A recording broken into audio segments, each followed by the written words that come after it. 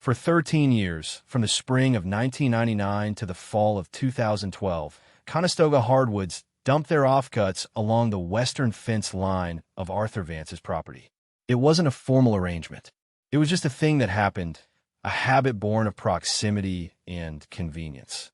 The lumber yard sat on 12 acres of flat, dusty land just outside of Millersburg, Pennsylvania.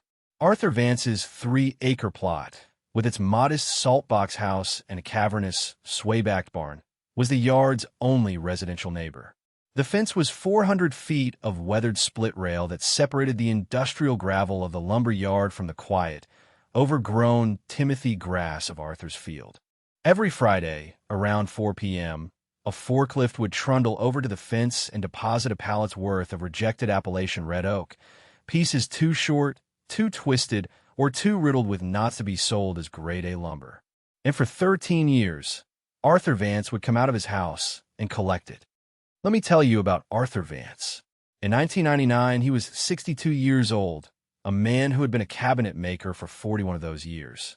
He had retired the previous autumn, not because his body had failed him, but because the business had. The demand for bespoke, hand-dovetailed cherry sideboards and walnut armoires had evaporated, replaced by a market for particle board boxes with thermofoil veneers, assembled with a pneumatic staple gun and a prayer. Arthur had hands the size of dinner plates, crisscrossed with a roadmap of fine, white scars, each one a memory of a specific chisel slip or saw blade kickback. He was known for two things in the small woodworking community of Dauphin County: his almost religious insistence on using hand tools for all finishing work, and his quietness. He didn't speak unless a question required an answer that couldn't be given with a nod or a shrug. His physical presence was minimal. He wore the same thing most days: gray work pants held up by suspenders, a faded blue chambray shirt, and worn leather boots. His posture was one of permanent, patient observation. The house he lived in had been his father's, and his grandfather's before that. It was built in 1888 from hemlock and fieldstone. But the most important inheritance was not the house or the 3 acres of land. It was a long, narrow wooden box that sat on a dedicated shelf in his workshop. Inside, nestled in dark green felt, lay a set of 12 kanna, Japanese hand planes. They had been his grandfather's, brought back from a trip he never spoke of after the Great War. They were not tools to Arthur. They were instruments. There was the 70mm Ogunna for rough dimensioning, its heavy body of white oak settled into his palm like it was born there. There was the 48mm Hiragana for smoothing, and a set of specialized planes for chamfering, grooving, and shaping. Their blades, forged from laminated blue paper steel, could be sharpened to a mirror finish capable of shaving a single micron from a piece of wood, leaving a surface smoother and more luminous than any sandpaper could ever achieve. His grandfather had taught him how to sharpen them on a progression of water stones, from a coarse 800 grit to a final, polishing 8,000 grit stone that felt like soap to the touch. The process took an hour. Arthur performed it every Sunday morning, whether the planes needed it or not. It was a ritual. It was how he maintained a connection to a man he'd only known for his first 10 years of life. The lumber yard, Conestoga Hardwoods, had been a local institution for nearly a century. It was founded in 1905 by the Miller family and had supplied the oak and maple for half the barns in the county. They specialized in Appalachian hardwoods, particularly red oak, Quercus rubra, prized for its strength, its pronounced grain, and the warm, pinkish hue it took on with an oil finish. Let me tell you about the wood they dumped at Arthur's fence, because it's important to understand it wasn't garbage. It was a specific kind of scrap. When a 20-foot oak log is milled into boards, the goal is to produce long, straight, clear planks. The first cuts, called slab cuts, take off the rounded outer portion of the log, bark and all. These are usually chipped or burned. But the pieces Arthur collected were from deeper in the log. They were the boards that were cut too close to a major limb, resulting in a swirling, unpredictable knot. They were the pieces from the crotch of the tree, where two large branches diverged, creating a spectacular, feathered grain pattern that was structurally unstable for long furniture parts. They were the ends of boards, the last 12 or 18 inches that were trimmed off to square up a 10-foot plank. To the lumber yard, these pieces were a problem of geometry. A customer buying oak flooring needed 8-foot lengths with consistent grain. A cabinet shop needed 4-foot by 8-foot sheets of plywood or long, clear boards for face frames. A piece of wood that was 22 inches long with a 5-inch knot in the center was useless to them. It broke the logic of mass production. For years, they paid a local disposal service to haul this wood to a landfill. It cost them, in 1999, about $80 a week. Then, one Friday, a young forklift driver named Jimmy, whose father knew Arthur, had an idea. Instead of loading the offcuts into the dumpster, he just drove the 200 yards to the edge of the property and tipped the pallet over the fence. It saved him 15 minutes. The yard manager didn't care as long as the pile was gone by Monday. And so, a tradition was born. Arthur never asked for the wood, and he never thanked them for it. The exchange was silent, unspoken. Every Friday afternoon, he would watch the yellow forklift approach through the window of his workshop. After it retreated, he'd walk out with a worn canvas sling, the same one his father had used for carrying firewood. He would sort through the pile with the discerning eye of a diamond merchant. He was not looking for perfection. He was looking for the opposite. He was looking for character. A board with a tight, circular knot was set aside.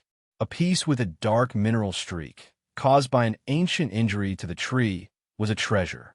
He looked for the pieces with burl grain, the wood that had grown in a confused, beautiful tangle around a wound.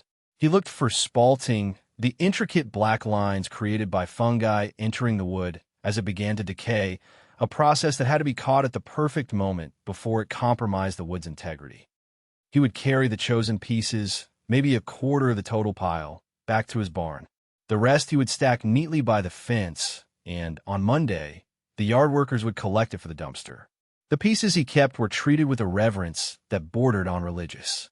The barn was cavernous, 60 feet long and 40 feet wide, with a ceiling that rose 30 feet to its central peak.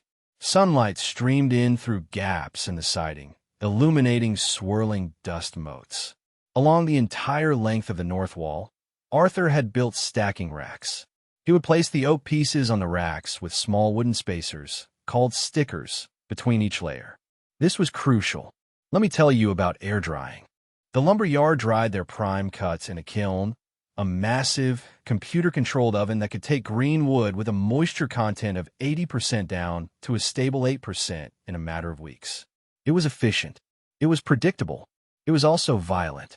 The rapid expulsion of moisture sets stresses in the wood, making it more brittle. Kiln drying evens out the color, bleaching the subtle variations that give wood its life. Arthur's method was slower. It was a conversation with time and weather. For the first year, he stacked the wood in the more open, airy section of the barn, allowing the prevailing winds to gently wick away the surface moisture. He would check on it, walking the rows, sometimes just resting a hand on a plank as if taking its pulse.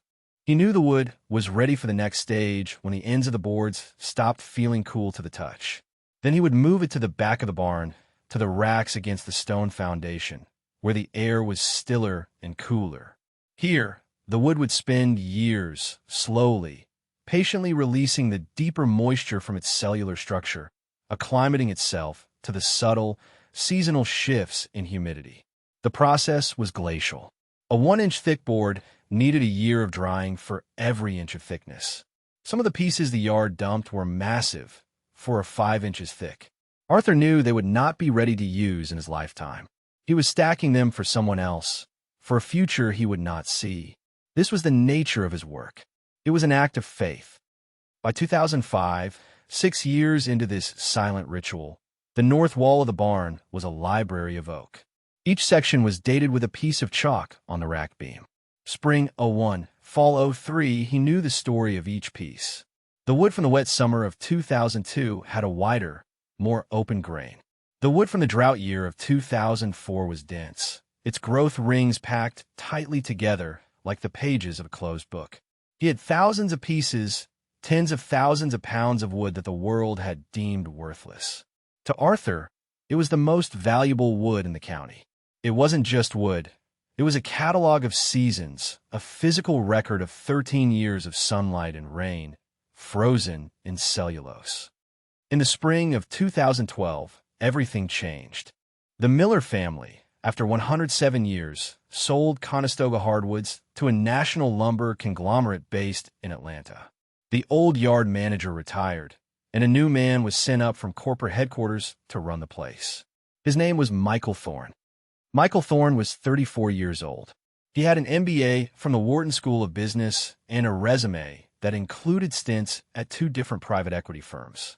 He wore crisp, button-down shirts, even in the dusty yard, and drove a silver Audi A6. He wasn't a woodman. He was a systems man.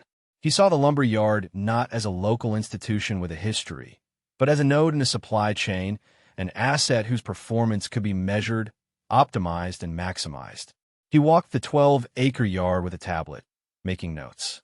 He analyzed fuel consumption for the forklifts, calculated the efficiency of the milling process in board feet per hour, and tracked employee downtime to the minute.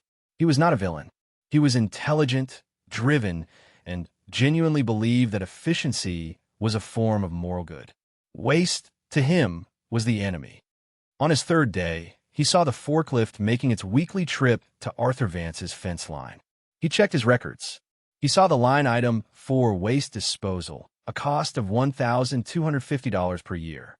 He saw the employee time allocated to the trip, 15 minutes per week, which at a blended labor rate of $28 per hour amounted to another $364 per year.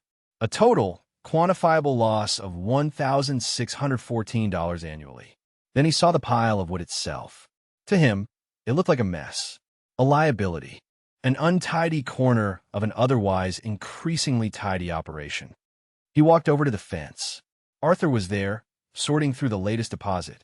Michael introduced himself with a firm handshake and a bright, confident smile. "Mr. Vance, I'm Michael Thorne, the new general manager. Just wanted to introduce myself." Arthur nodded. He did not offer his own name. He just waited. Thorne gestured to the pile of wood. "I see we've been, leaving some of our scrap here. I was just looking at the numbers on that. It's an interesting little problem." Arthur picked up a piece of crotch wood, its grain fanning out like a peacock's tail. He ran his thumb over it. He said nothing. Thorne continued, his voice full of the easy authority of a man used to being in charge. "We're bringing in some new equipment next month. An industrial chipper. We'll be able to process all of our own waste material into landscape mulch. We project it'll not only eliminate our disposal costs, but will actually generate a new revenue stream. We're projecting about $5,000 in the first year. It's a win-win." He was explaining, but he wasn't asking. The decision had already been made. The statement hung in the air. Arthur straightened up. He was shorter than Thorne, and his clothes were faded, but he stood with a kind of rootedness that made the younger man seem flimsy. "That wood isn't waste," he said. His voice was quiet, raspy from disuse. Thorne gave a small, indulgent laugh. "Well, with all due respect, sir, it is. By definition, it's unusable for our purposes. It's a byproduct. We can't sell it, so it's waste. That's the definition in a commercial operation." "It's waiting," Arthur said. He wasn't arguing. He was stating a fact, as if describing the weather. "Waiting for what?" Thorne asked, genuinely curious now. "To become what it's supposed to be." The conversation ended there. Thorne gave a polite nod and walked away, convinced he'd just had a conversation with a pleasant but eccentric old man. Arthur went back to his work, but he knew the ritual was over. 2 weeks later, a flatbed truck delivered a brand-new, bright yellow Vermeer TG 5,000 tub grinder. It cost $185,000.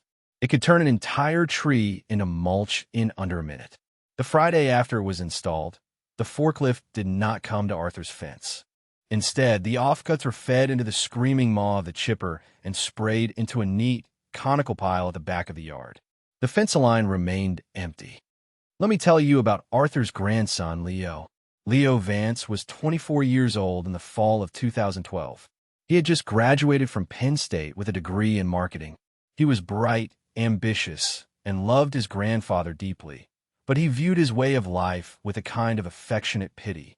He saw the barn full of scrap wood not as a library, but as a hoard. He saw the obsession with hand tools as inefficient and nostalgic.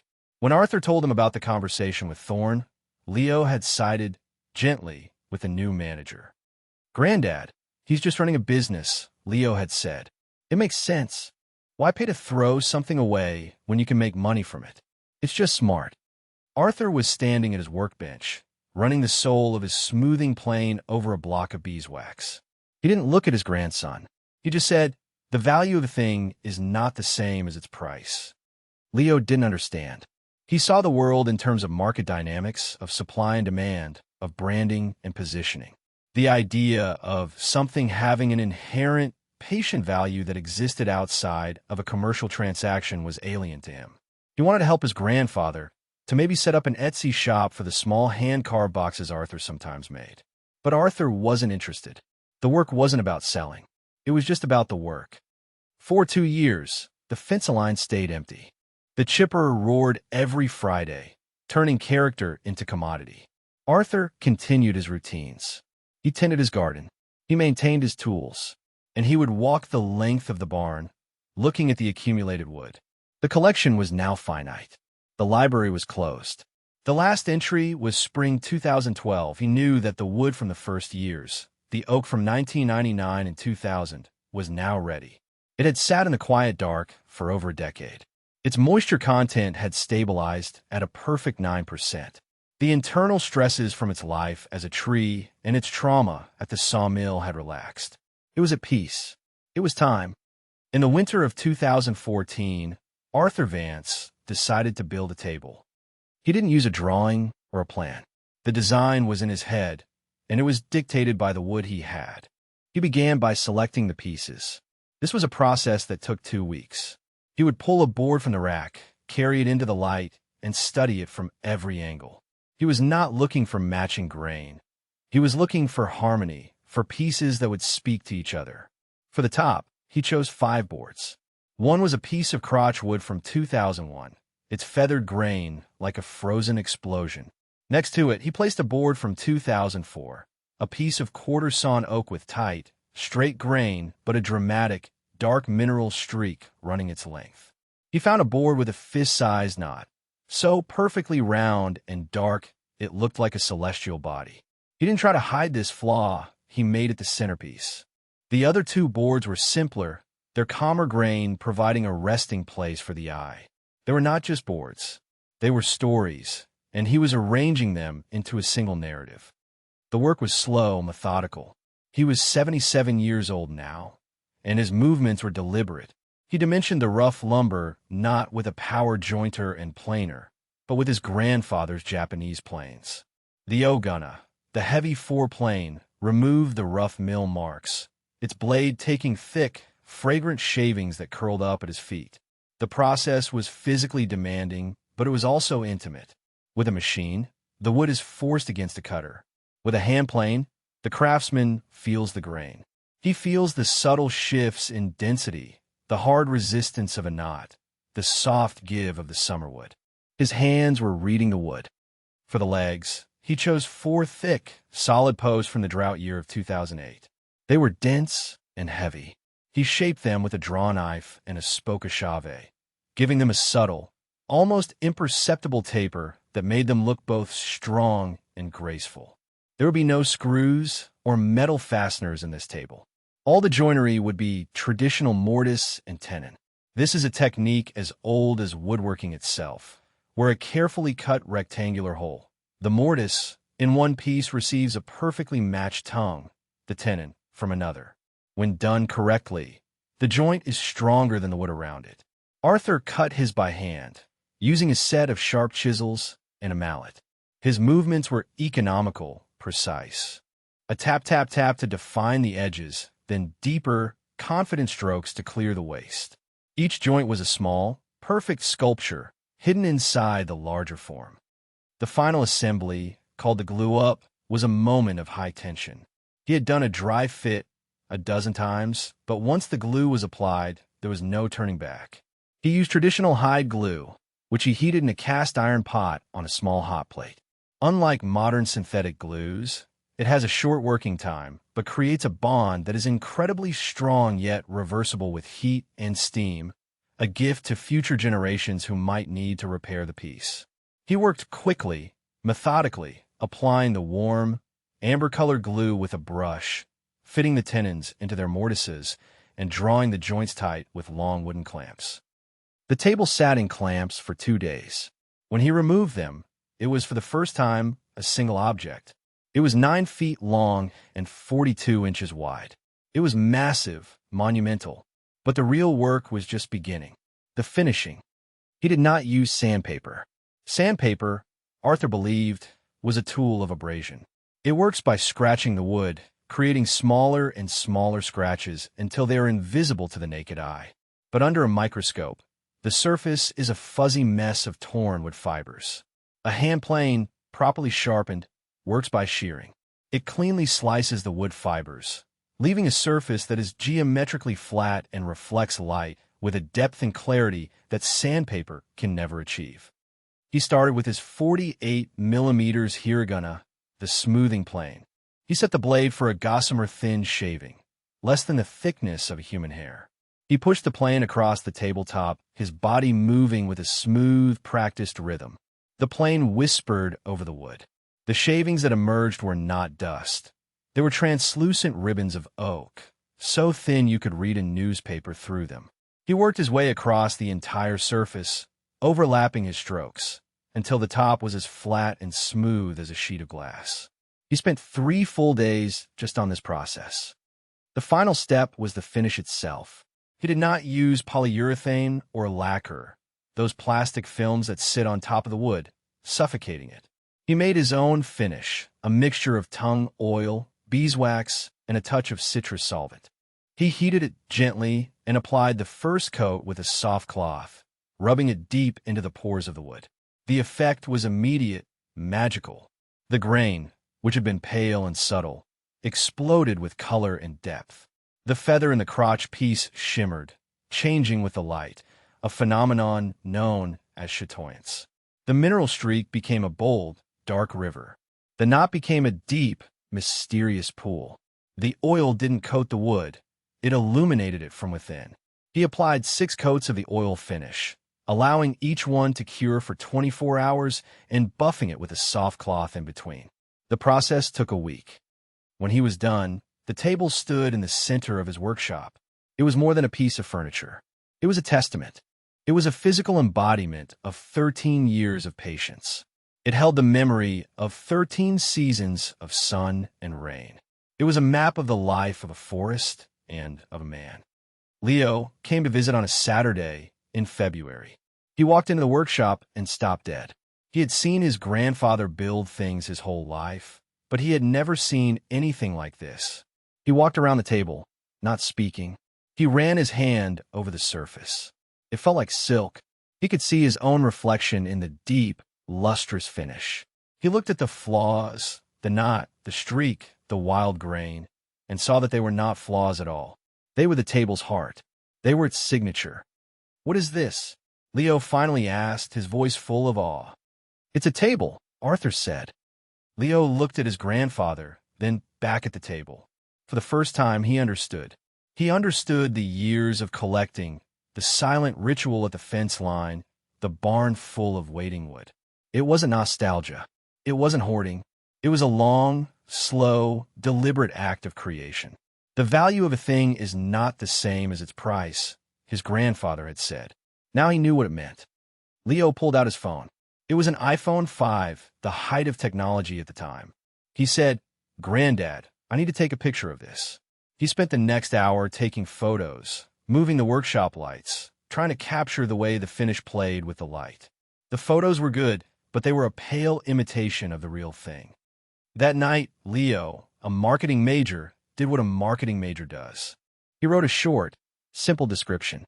The 13-year table, handcrafted from reclaimed Appalachian red oak, air-dried for over a decade, finished by hand with oil and wax. No screws, no stains, no shortcuts. He posted the best photo and the description on a few high-end furniture design blogs and forums he followed. He didn't have a price in mind. He just wanted to see if anyone else saw what he saw. He hit post and went to bed. He He woke up the next morning to 47 emails. Most were from individuals, architects, and interior designers, asking for a price, asking if it was for sale. But 3 of the emails were different. One was from a curator at the Museum of Arts and Design in New York. One was from the editor of Fine Woodworking magazine. And one was from a woman named Sarah Jenkins, a senior buyer in the furniture division for a company called West Elm. Let me tell you about West Elm. In 2015, they were a rapidly growing subsidiary of Williams-Sonoma, a brand that had built its reputation on modern, accessible, and ethically sourced home goods. They were in the middle of a major push into what they called artisan-made furniture, trying to capture a market of consumers who were tired of mass-produced, disposable goods and wanted pieces with a story. Sarah Jenkins had been tasked with finding those stories. She spent her days scouring design blogs, Instagram feeds, and craft fairs, looking for the authentic and the unique. When she saw the picture of Arthur's table, she knew she had found something special. The story Leo had written was a marketer's dream, but the photo was what sold it. The table had a kind of quiet, profound authority that no focus group could ever engineer. Her email was brief. I am a lead buyer for West Elm Dining. I saw your table. It is extraordinary. We need to talk. I can be on a plane to Pennsylvania tomorrow. Leo showed the email to his grandfather. Arthur read it, then handed the phone back. He shrugged. It's just a table, he said. But it wasn't just a table anymore. It was a product. It was a brand. It was a story that a multi-billion-dollar corporation wanted to buy. Sarah Jenkins arrived 2 days later. She was not what Leo expected. She was in her late 40s, dressed in simple, elegant clothes, and had a quiet, observant manner that reminded him a little of his grandfather. She didn't come with a team of lawyers or executives. She came alone. She walked into the workshop, and like Leo, she just stopped. She spent half an hour with the table, walking around it, touching its surface, looking at the joinery underneath. She didn't say a word. Arthur sat on a stool by his workbench, sharpening a chisel, seemingly paying no attention. Finally, she turned to Arthur. Mr. Vance, she said, my company helps designers bring their work to a larger audience. We handle the manufacturing, the marketing, the logistics. What we are looking for are unique designs, pieces with integrity. This table has more integrity than anything I've seen in 10 years. Arthur finished his work on the chisel, tested the edge on the hair of his arm, and placed it back in its rack. He looked at Sarah Jenkins. It's not a design, he said. It's just the wood. I just let the wood be what it wanted to be. That's the best kind of design, she replied. They talked for 2 hours. Or rather, Sarah and Leo talked. Arthur listened.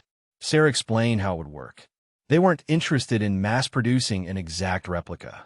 That would be impossible and would violate the spirit of the piece. They wanted to create a line, the Vance Collection, based on the principles of the original. They would use reclaimed or character-grade oak. They would feature the knots and the mineral streaks, not hide them. They would use a multi-step, hand-applied oil finish. It would be their highest-end product line. And for the original, the prototype, the 13-year table itself, they wanted to buy it for their corporate headquarters, to use as the centerpiece of their main conference room, a daily reminder to their design team of what authenticity looked like. Then came the numbers. For the rights to the design and a consulting fee for Arthur to help them set up the finishing process, they offered a contract worth $250,000 over 3 years, plus a 5% royalty on every table sold. For the original table, they offered $14,500. Leo's jaw dropped. He looked at his grandfather, expecting a similar reaction. But Arthur's expression didn't change. He just looked at the table, then at Sarah Jenkins. He said, the table is not for sale. The silence in the workshop was absolute. Leo couldn't believe what he was hearing. Sarah Jenkins looked surprised, but not offended. May I ask why? She asked gently. It belongs here, Arthur said. This is its home. But the design, the collection, you'd be willing to do that? Arthur nodded slowly. The idea can be sold. The story. But not the thing itself. Some things don't have a price. And so the deal was made. Leo, with his marketing degree, became the official liaison, the manager of the Vance brand. He formed a small company, Vance and Grandson, to handle the business side. West Elm sent their lead furniture designer and a team of finishers to Arthur's workshop. For 2 weeks, the 77-year-old cabinet maker taught the young corporate designers the slow, patient art of the oil finish. He taught them how to read the grain, how to sharpen a cabinet scraper, how to buff a finish to a warm glow instead of a glassy shine. They watched humbled as he worked. They had degrees in industrial design and years of experience with computer-aided manufacturing. He had a set of his grandfather's planes and a lifetime of paying attention. The Vance collection launched in the West Elm catalog in the fall of 2016. The centerpiece of the 2-page spread was a beautiful, dramatic photo of the original table in Arthur's workshop, sunlight streaming through the dusty air. The copy told the story of the 13 years of scrap wood, of the quiet artisan who saw value where others saw waste. The tables were not cheap. A dining table started at $3,499. They sold out the entire first production run in 6 weeks. It became one of West Elm's most successful launches in their history. The royalty checks that started arriving in Leo's mailbox were for staggering amounts. And what of Michael Thorne? He had, by all metrics, been a successful manager. He had increased the yard's profitability by 18% in 3 years. His proudest achievement was the waste-to-revenue program centered on the $185,000 wood chipper. He read about the West Elm deal in a local newspaper article that featured a picture of Arthur and Leo. He saw the story of the reclaimed oak, the character wood that had been patiently collected for over a decade. He recognized the fence line in the background of one of the photos. He did the math. The wood he had been chipping into mulch for the past 4 years, selling at $30 per cubic yard, was the same raw material that was now the foundation of a multi-million-dollar furniture line. The waste he had so efficiently eliminated was, in fact, the most valuable product the lumber yard had ever produced. They had just been measuring its value on the wrong timescale. His system, so focused on immediate, quantifiable return, had been blind to the slow, transformative power of patience. The chipper, his symbol of efficiency, was an instrument of profound economic destruction. It had not been creating value. It had been annihilating potential. The next day, the chipper at Conestoga Hardwoods fell silent. Thorne, to his credit, understood his mistake. He walked over to Arthur's property. He didn't offer excuses. He just stood at the fence line. "Mr. Vance," he said, "I was wrong." Arthur was in his garden, pulling weeds. He looked up at the young man. He simply nodded. Thorne continued, "We're changing how we do things. Any of our character-grade offcuts, we're going to start air-drying them, selling them as is. We'd be honored to call it the Vance stock." Arthur went back to his weeding. "Sounds like a good idea," he said. The arrangement began again, but in reverse. Conestoga Hardwoods began stacking and stickering their most interesting offcuts. They sold them, at a premium, to woodworkers and artisans who drove from hundreds of miles away, seeking out the very flaws that the industrial process had been designed to eliminate. Michael Thorne became a reluctant expert in air drying, often calling Leo to ask his grandfather for advice. Arthur Vance lived for 6 more years. He passed away peacefully in the winter of 2022 at the age of 85. He never left the house his grandfather had built. The royalty money, which he never touched, was managed by Leo and put into a trust to provide scholarships for students at local trade schools wanting to learn craftsmanship. Leo now runs the business, which has expanded. They don't just license designs. They have a small workshop of their own, with 3 young apprentices, training them in the old ways. And in the center of that new, clean, well-lit workshop sits the original table. It is not for sale. It is not a product. It is a reminder. It is a statement of principle. It is the constitution of their small company. Value is often invisible to the systems designed to measure it. It is a story told by time, a quality that is nurtured by patience, not efficiency. What one man's spreadsheet calls waste, another man's hands can turn into a legacy. And sometimes, the most valuable thing you can do is to simply wait and let a thing become what it was always meant to be.